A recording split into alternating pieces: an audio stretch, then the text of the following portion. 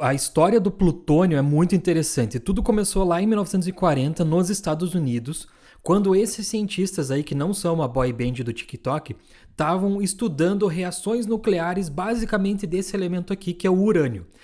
Naquela época, o que acontece? O urânio era o elemento químico mais pesado, entre aspas, que eles conheciam. E era um dos elementos naturais. Naquela época, todos os elementos da tabela periódica que eles conheciam eram naturais, basicamente. E eles ficavam pensando, será que eu consigo pegar um urânio, jogar partículas nele e criar um novo elemento químico mais pesado, entre aspas? Era isso que eles faziam. Nessa universidade eles tinham aqui uma mini usina nuclear, muito toscamente falando, e lá eles conseguiam pegar o urânio, jogar partículas nele e ver o que acontecia.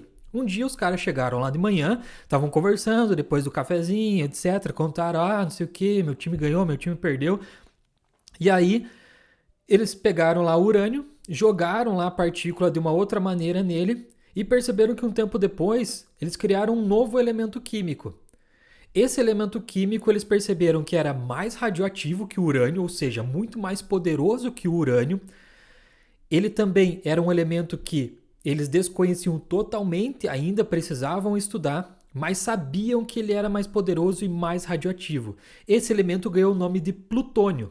Ele ganhou esse nome porque o planeta, que hoje em dia não é mais planeta, naquela época Plutão tinha acabado de ser descoberto, e daí ganhou o nome de plutônio. Se você pegar a tua tabela periódica lá do ensino médio, do ensino fundamental, você vai aqui, no que eu chamo para os meus alunos, de turma da valeta. Essa galera aqui de baixo, ó. Você vai lá no elemento PU, onde está aqui a seta. Esse aqui é o plutônio. Ele é um elemento extremamente radioativo e que causa muita, curiosidade nas pessoas. Muitos alunos me perguntam sobre isso. Então, vamos contar aqui um pouco como que o plutônio funciona. Vamos falar como que ele é, utilização, origem da radiação, como que é o decaimento radioativo dele, quais são os perigos que ele causa. Que ele causa não, que ele traz. Curta esse vídeo que você vai estar ajudando aqui teu professor Denis aqui no canal Astrofísico e vai estar ajudando uma coisa mais importante ainda, que é a divulgação da ciência no Brasil, cara. Eu preciso da tua ajuda, nós cientistas precisamos da tua ajuda para divulgar a ciência no Brasil. Então curta aí o vídeo. Se você pegar o elemento químico plutônio, ele é basicamente isso aqui, ó. O símbolo Pu, ó, plutônio, aqui está em inglês, né? E ele tem esse número aqui em cima, esse aqui que importa, é o 94. O que significa o 94? É o número atômico dele. Denis, eu não lembro disso. Então vamos revisar aqui basicamente. Ó. Eu peguei aqui uma representação didática de um átomo, tá? E o átomo é composto basicamente aqui de uma região central, que é o núcleo. E ao redor dele, como se fosse mosca em cocô, você tem a eletrosfera, onde ficam os elétrons.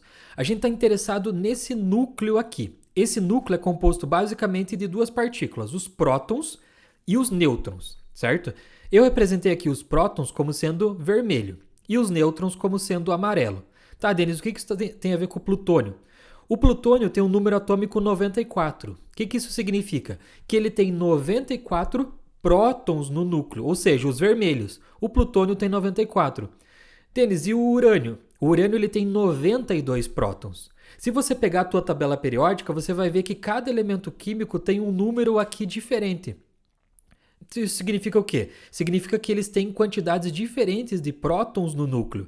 É isso que muda do hidrogênio para o plutônio, por exemplo. O hidrogênio tem uma quantidade de prótons e o plutônio tem outra. Isso não era o sonho dos alquimistas, pegar um elemento e transformar em outro? Basicamente é isso que a gente faz na química, na física e nos reatores nucleares. Transformar um elemento químico em outro, simplesmente mudando a configuração de prótons e nêutrons que ele tem no núcleo. Então o plutônio basicamente é um elemento que tem 94 prótons no núcleo. Isso é muito grande, isso vai dar origem à radiação, você já vai ver.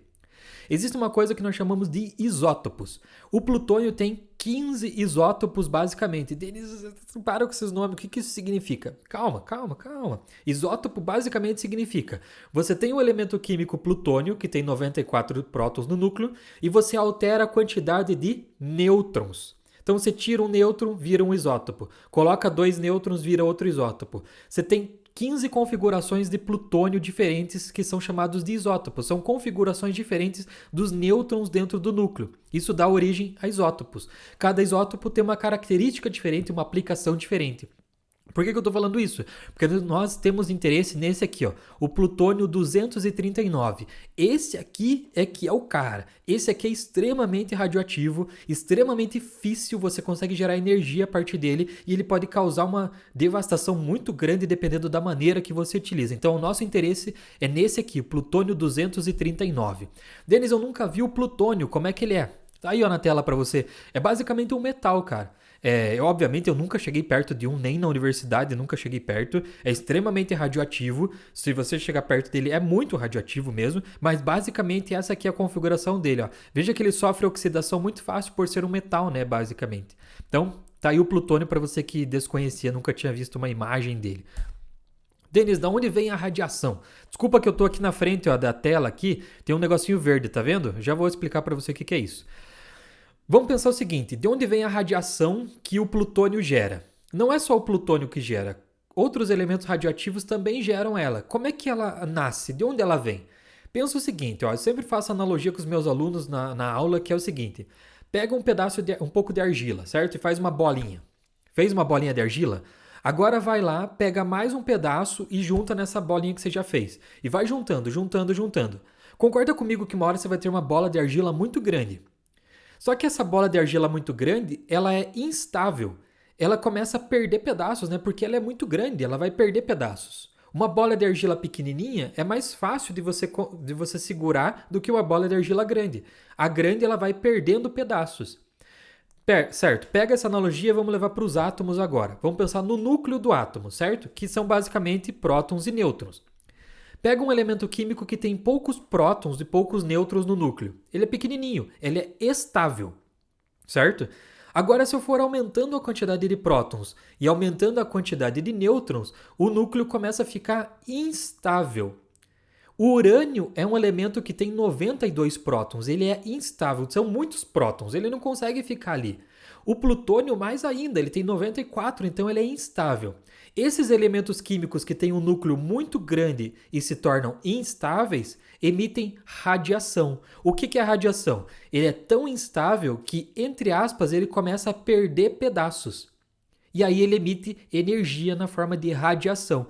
Essa é a radiação. São elementos químicos com um núcleo tão grande que começa a perder pedaços na forma de energia. Existem basicamente 3 tipos de radiação. Tem essa aqui, que é a radiação do tipo alfa.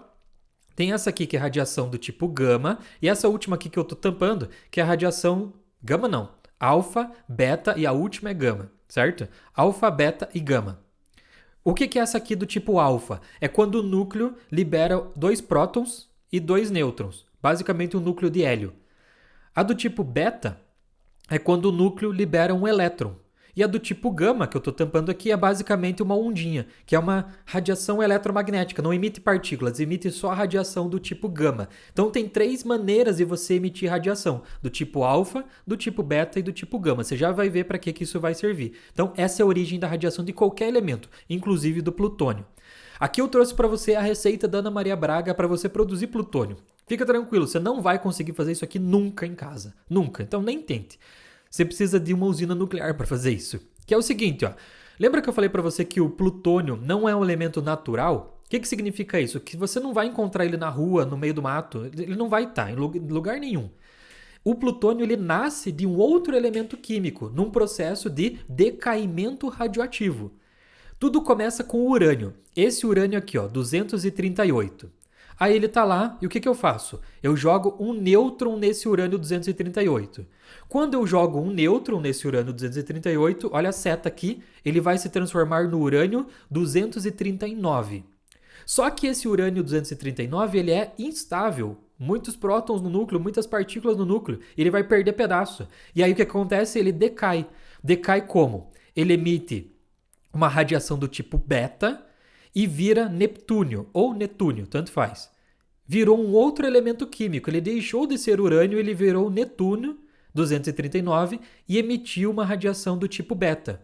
Só que esse elemento netúnio aqui também é instável. O núcleo é muito grande.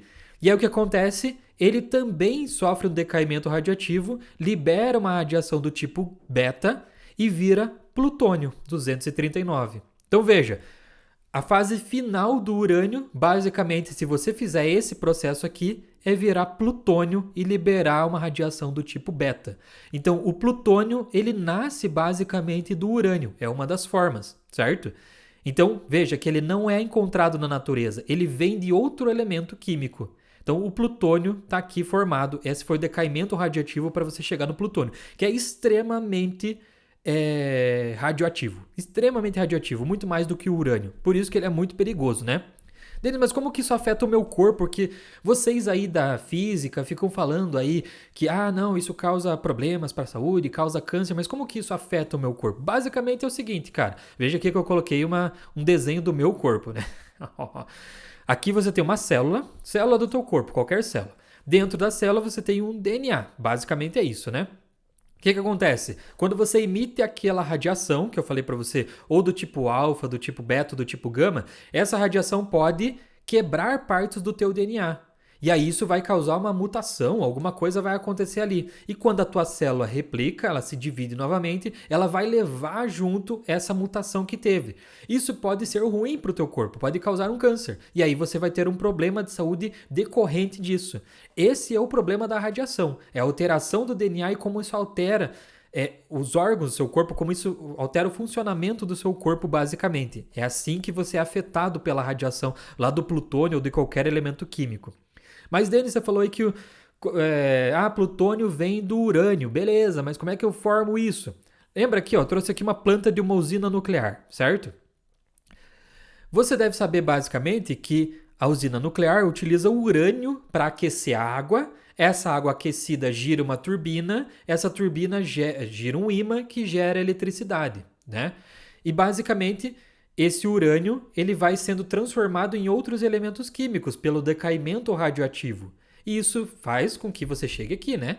No plutônio, que é o que a gente tinha visto. Então, o plutônio ele pode ser produzido dentro de uma usina nuclear. Ele é tipo um lixo do urânio. Ele é um lixo da usina nuclear. Só que pensa, o problema da usina nuclear é que o lixo dela também é radioativo.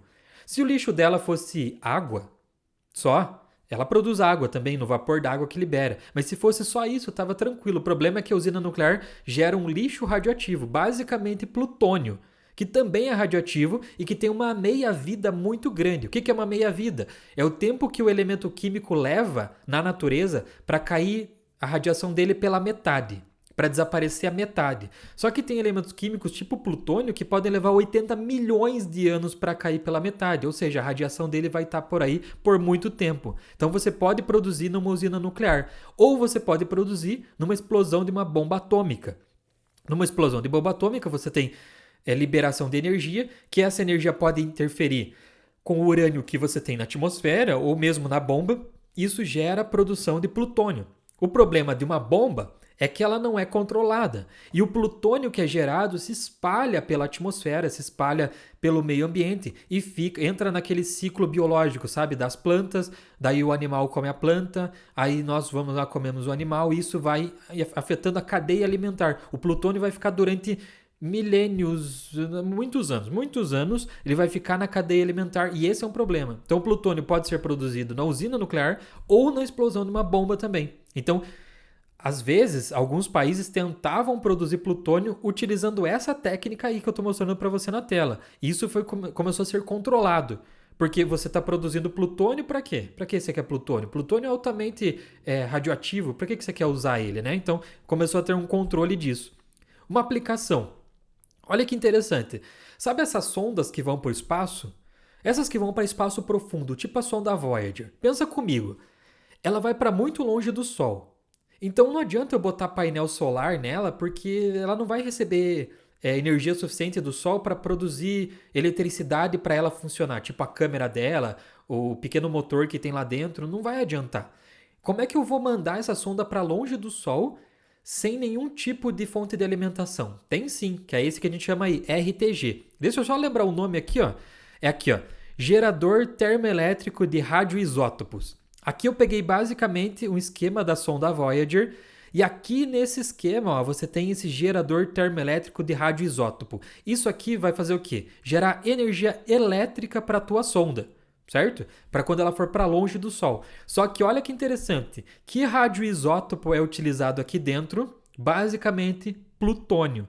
Porque o plutônio decai muito devagar, a meia-vida dele é muito grande e ele é muito radioativo. Então ele é interessante para esse tipo de aplicação. Então veja que o plutônio não é utilizado só para coisas ruins. Ele é utilizado para aplicações na astronomia, para aplicações na astronáutica, para coisas que envolvem o espaço também. Então veja, é uma aplicação interessante nesses geradores de radioisótopos, que tem essa sigla aqui, ó, RTG, beleza?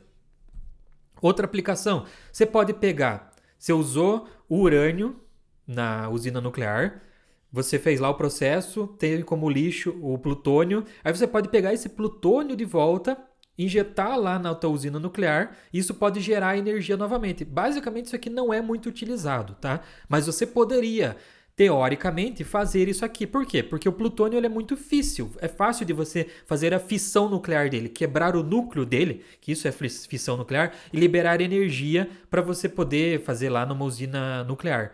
Basicamente, você pode aplicar ele também nisso. Outra coisa que é uma aplicação ruim, existem as chamadas bombas sujas. Quando você pensa numa destruição nuclear, você geralmente pensa no impacto que ela dá, né? Quando ela cai no chão e devasta a cidade. Quando você está falando de uma bomba suja, que é a chamada bomba de plutônio, você não está pensando na destruição desse tipo, você está pensando em contaminar o meio ambiente. O teu objetivo não é explodir as coisas, é você jogar uma bomba de plutônio para que ela vá para a atmosfera, vá para o meio ambiente e esse plutônio contamine todo o país que você está querendo atacar. Isso aqui é extremamente cruel e é considerado um crime de guerra, né? Basicamente. Você utilizar bombas de plutônio, porque você contamina não só aquele país, porque pensa o seguinte, o mundo não tem fronteiras, certo? Dos países. Então, o plutônio que está aqui num país, ele por algum momento ele vai entrar numa corrente no mar ou uma corrente de vento e vai para outro país. Então você destrói um local inicialmente, mas a posteriori você destrói outros locais. Então por isso que isso aqui é considerado uma coisa, até mesmo para quem está brigando, quem está guerreando, é uma coisa ruim. Então essa é uma aplicação do plutônio que também é uma coisa, sempre, eu falei para você aqui desde o começo, extremamente radioativo. Lembra que se você curtir esse vídeo, você vai estar ajudando aqui o professor Denis aqui no canal Astrofísico. E não esquece de acessar aqui os links. No comentário fixado tem o curso de matemática gratuito ali. Vamos dar uma revisada em tudo que a gente viu, ó, que eu gosto de fazer isso com os alunos, né? Lembra lá, os caras começaram em 1940, depois eles estavam testando para ver se conseguiam criar um elemento químico mais pesado, entre aspas, que o urânio, e criaram sim o plutônio, que você acha lá na tabela periódica.